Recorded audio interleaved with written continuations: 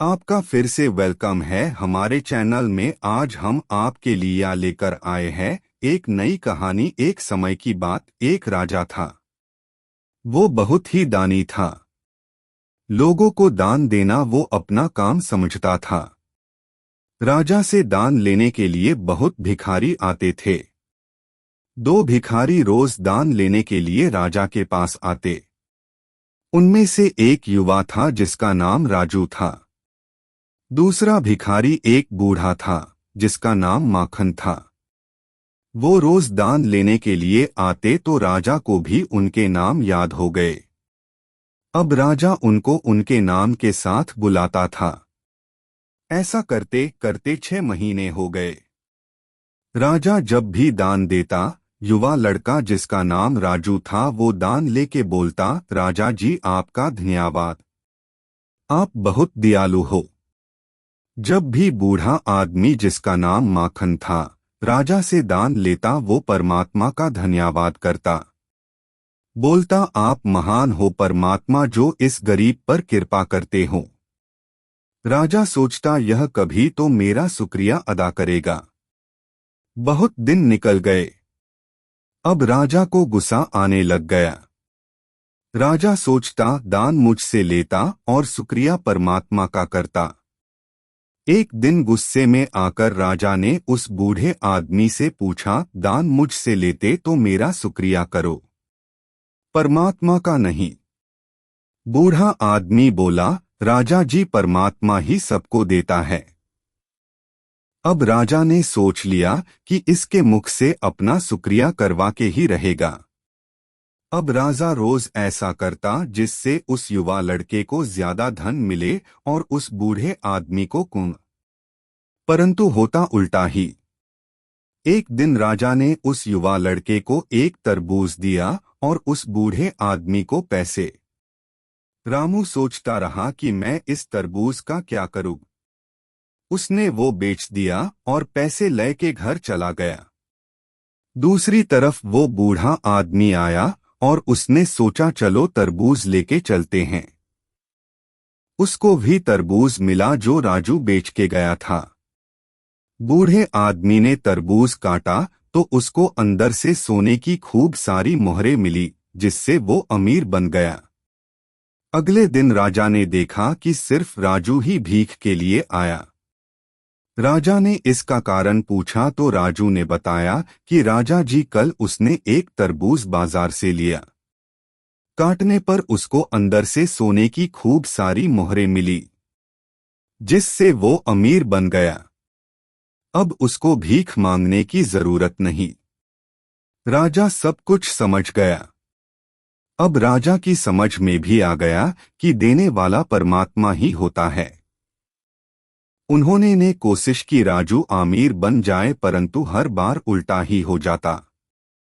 दोस्तों, हमें भी यही सीखने को मिलता है कि जो कुछ देता है वो परमात्मा देता है। हमें उसका शुक्रिया अदा करना चाहिए क्योंकि जो हमें मिला बहुतों को वो भी नहीं मिला। एक समय की बात, एक राजा था। वो बहुत ही दानी था। लोगों को दान देना वो अपना काम समझता था। राजा से दान लेने के लिए बहुत भिखारी आते थे। दो भिखारी रोज दान लेने के लिए राजा के पास आते। उनमें से एक युवा था जिसका नाम राजू था। दूसरा भिखारी एक बूढ़ा था जिसका नाम माखन था। वो रोज दान लेने के लिए आते तो राजा को भी उनके नाम याद हो गए। अब राजा उनको उनके नाम के साथ बुलाता था। ऐसा करते करते 6 महीने हो गए। राजा जब भी दान देता, युवा लड़का जिसका नाम राजू था वो दान लेके बोलता, राजा जी आपका धन्यवाद, आप बहुत दयालु हो। जब भी बूढ़ा आदमी जिसका नाम माखन था राजा से दान लेता वो परमात्मा का धन्यवाद करता। बोलता, आप महान हो परमात्मा जो इस गरीब पर कृपा करते हो। राजा सोचता यह कभी तो मेरा शुक्रिया अदा करेगा। बहुत दिन निकल गए। अब राजा को गुस्सा आने लग गया। राजा सोचता दान मुझसे लेता और शुक्रिया परमात्मा का करता। एक दिन गुस्से में आकर राजा ने उस बूढ़े आदमी से पूछा, दान मुझसे लेते तो मेरा शुक्रिया करो, परमात्मा का नहीं। बूढ़ा आदमी बोला, राजा जी परमात्मा ही सबको देता है। अब राजा ने सोच लिया कि इसके मुख से अपना शुक्रिया करवा के ही रहेगा। अब राजा रोज ऐसा करता जिससे उस युवा लड़के को ज्यादा धन मिले और उस बूढ़े आदमी को कम। परंतु होता उल्टा ही। एक दिन राजा ने उस युवा लड़के को एक तरबूज दिया और उस बूढ़े आदमी को पैसे। रामू सोचता रहा कि मैं इस तरबूज का क्या करूं। उसने वो बेच दिया और पैसे लेके घर चला गया। दूसरी तरफ वो बूढ़ा आदमी आया और उसने सोचा चलो तरबूज लेके चलते हैं। उसको भी तरबूज मिला जो राजू बेच के गया था। बूढ़े आदमी ने तरबूज काटा तो उसको अंदर से सोने की खूब सारी मोहरें मिली, जिससे वो अमीर बन गया। अगले दिन राजा ने देखा कि सिर्फ राजू ही भीख के लिए आया। राजा ने इसका कारण पूछा तो राजू ने बताया कि राजा जी कल उसने एक तरबूज बाजार से लिया। काटने पर उसको अंदर से सोने की खूब सारी मोहरें मिली, जिससे वो अमीर बन गया। अब उसको भीख मांगने की जरूरत नहीं। राजा सब कुछ समझ गया।